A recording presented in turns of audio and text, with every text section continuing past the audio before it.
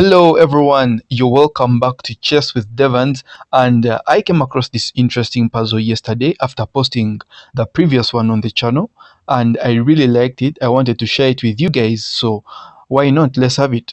So in this puzzle, you are playing as white and you're supposed to mate black in two moves.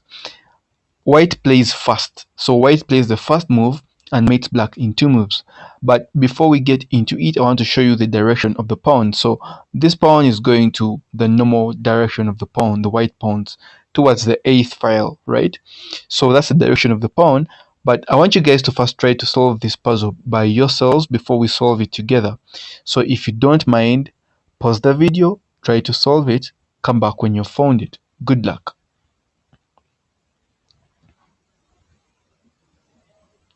Alright, so did you find the two moves that white has to play to mate black?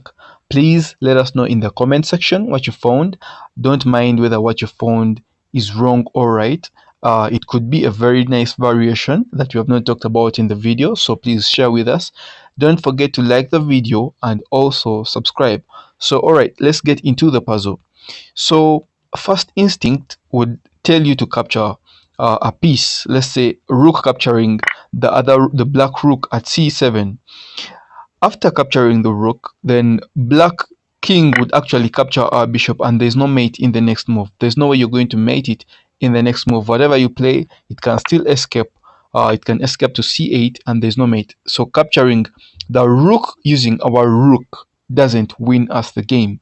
What about capturing the black rook using our bishop? All right, capture the black rook at c7. It leaves black in a discovered check. Our rook is checking black, right? But then black can actually escape to a7, and after escaping to a7, there's no mate in the next move, right?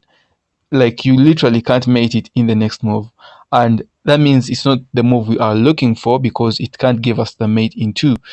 So capturing the rook using our two pieces so far doesn't work out for us. And capturing the rook using our king is actually a stalemate, because now the black king has no move to play, and that's a stalemate. So it's also not the ideal move we are looking for. So literally capturing the rook is not part of the plan. We don't have to capture the rook, because we have seen as long as we capture the rook, we are not winning the game. What about playing bishop a7 to leave black in a discovered check? As usual, after bishop a7, black can actually capture the rook, and there's no way you're mating in the next move. Even if you move this pawn to leave black in a discovered check, black can actually capture our bishop, and there's no mate, literally. Or even if it doesn't capture the rook, black can still capture the bishop, and you can capture the rook and still black, after the second move, there is no mate. So literally moving our bishop to a7 would just be giving out our bishop for free. So it's not the move we are looking for. What about a waiting move by a king? Let's say king c5, right? Now king c5 is a very beautiful move in a way that if black plays a bad move, we are actually winning this game. For example, if the black rook captures our rook at c8, then we can actually win this game in one move. Do you see the mate in one? Alright, the mate in one would be moving our pawn to c8, to c7, sorry. It leaves black in a discovered check, but again, our other bishop is checking it, is covering the squares around, so that means there's no way black can survive. That's a mate, right?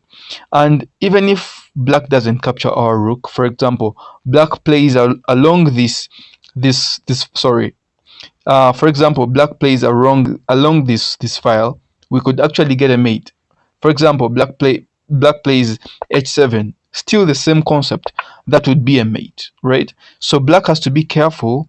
Black has to be careful, and the only way black can avoid the mate there would actually be playing e7. Why? Because after e7, if you move this pawn, then black captures the bishop, and there's no mate, right? There's no mate.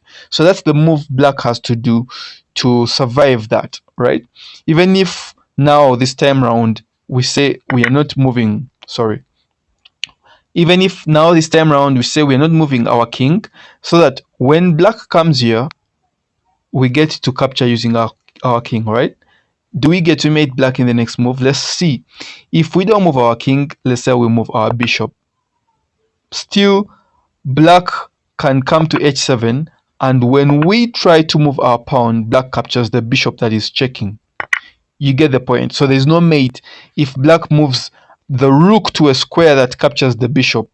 So that means we have to look for a square that is safe from the rook, and we could try other squares. For example, this is not the square we are looking for because it's literally not getting us the mate in the next move. So a square that is safe would actually be hiding behind the king. Why? Because now the rook can't access our bishop, but our bishop is still pointing to the main area we are looking at, right? So that means if the rook plays any place, we still get the mate. And if the rook comes to try to pin the king to our bishop, we still get the mate in a way that if we capture the rook, that's a mate, and there's nothing black can do about that. So literally after that move, there's nothing black can do. Any square it goes to, we literally have to just do that and get the mate. So that's the move we needed to mate black in 2 moves. Let us know in the comment section whether you found bishop d5. Let us know whether you found that. Don't forget to like the video and also subscribe because I have more puzzles coming. Until next video, have a good day.